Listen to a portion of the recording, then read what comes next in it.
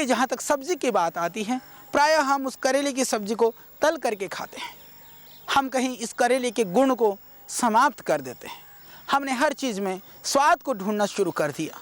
जीवन में स्वाद नहीं, गुणों को भी ढूंढें, यह बहुत ज़रूरी है। जीवन में सुख चाहते हैं, जीवन में शांति चाहते हैं, समृद्धि चाहते हैं, तो मेरे पवित्र आत्माओं, जीवन में स्वाद के साथ आप गुणों का भी खोज करें, गुणों की खोज करें, गुणों का अनुसंधान करें, यह बहुत ज़रूरी है। तो करेले के अंदर भी स्वाद न ढूंढते हुए हम इसके गुणों की ओर ज़्यादा अग्रसरित हों, गुणों के लिए इस दिव्य औषधि को हम याद रखें। लोग क्या करते हैं, हमने प्रायः देखा है, हम जब जाते हैं कहीं पर भी, जब भोजन करने को होता है, कभी करेले की सब्ज़ी हो, बाहर के छिलके को भी पूरा उतार देते हैं, अंदर के बीज को भी हटा देते हैं, और बीज का जो भाग बचता है, इतना सा मोटा भाग, उसको तल करके करेले की सब्ज़ी बनाई जाती है। भगवान ने यह अमृत दिया था, इस अमृत को हमने कहीं जहर बना करके हम अपने अंदर, अपने उदर में उसको धारण करते हैं, भक्षण करते हैं, उसका सेवन करते हैं, उसको शायद कहीं हम अमृत को जहर बना करके अपने अंदर डालते हैं। यह ठीक नहीं है। फिर हम क्या करें? मेरी माताएं, बहनें, जो भी इस कार्यक्रम को देख और सुन रहे हैं, सबसे मेरा निवेदन है, करेला यदि पका हुआ है, बीज पके हुए हैं, तो ज़रूर इसके बीज को आप निकालें। बाहर के छिलका को कृपया आप ना उतारें।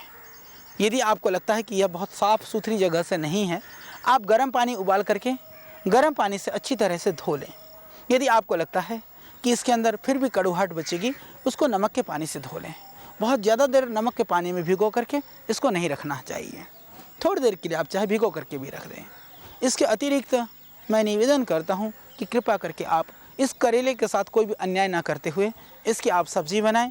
बहुत ज़्यादा तेल न डालते हुए इसको सूखा भून सकते हैं। बहुत कम तेल में धीमे धीमे आंच पर इसको भूनिए। लाल सुर्ख होने के बाद में इसकी जो कड़वाहट है वो कम हो जाएगी, या थोड़ी कड़वी भी रह जाए तो क्या कहना, ये इसका तो यह सहज गुण है ना, वह कड़वाहट आपके जीवन में मधुरता को लाएगा। तो इसीलिए इसको, इसके कड़वाहटपन से आप नफरत नहीं, आप प्यार करें। तो सब्ज़ी बनाने की विधि मैंने आपको सिखा दी कि निश्चित रूप से मैं समझता हूँ कि आगे से करेले को तल करके नहीं, करेले को भून करके नहीं, करेले को सेक करके और इसे छिलके और बीज के साथ में आप इस करेले के सब्ज़ी का सेवन करेंगे, जिससे विविध रोगों में यह करेला पेट को साफ करता है। कितने भी भयानक कब्ज हो, यदि मल जमा हुआ है पेट के अंदर, वो मल नहीं निकल पा रहा हो, तो आप करेले की सब्ज़ी का सेवन करते हैं तो उसका पेट पूरा साफ होने लगता है। कितनी भी भयानक कब्ज की शिकायत हो, यह करेला अत्यंत गुणकारी है।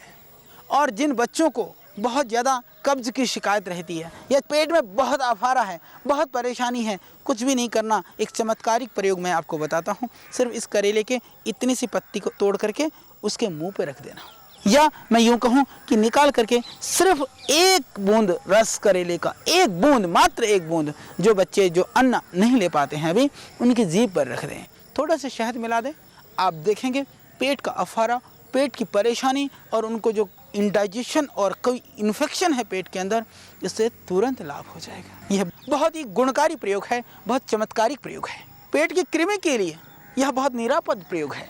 आप इस करेले को और इसके कुछ पत्तियों को, पत्ते उपलब्ध है तो ठीक है, करेले को नहीं तो कच्चे को रस निकाल करके आप गटागट पी जाएं। करेले के जूस को आप स्वाद लेते हुए ना पी करके आप सीधा बिना श्वास लिए पी सकते हैं। तो उससे जो पेट के कीड़े हैं, किसी भी तरह का पेट के अंदर कीड़ा है तो वो सारा निकल जाता है। परंतु इसके एक दोष भी है, बहुत ज़्यादा नहीं सेवन करना चाहिए। मैं समझता हूँ कि जो उचित मात्रा है वह लगभग 50 ml से 100 ml तक करेले का रस आप पिएँ। यह एक अनुभूत मात्रा है। इससे जो बवासीर की शिकायत है, पाइल्स की शिकायत है, उसमें भी यह अत्यंत लाभकारी है। तो इससे ख़त्म होगा आपका गैस, आपकी इंडाइजेशन, कॉन्स्टिपेशन और आपकी पाइल्स की शिकायत। तो यह एक बहुत ही गुणकारी प्रयोग है।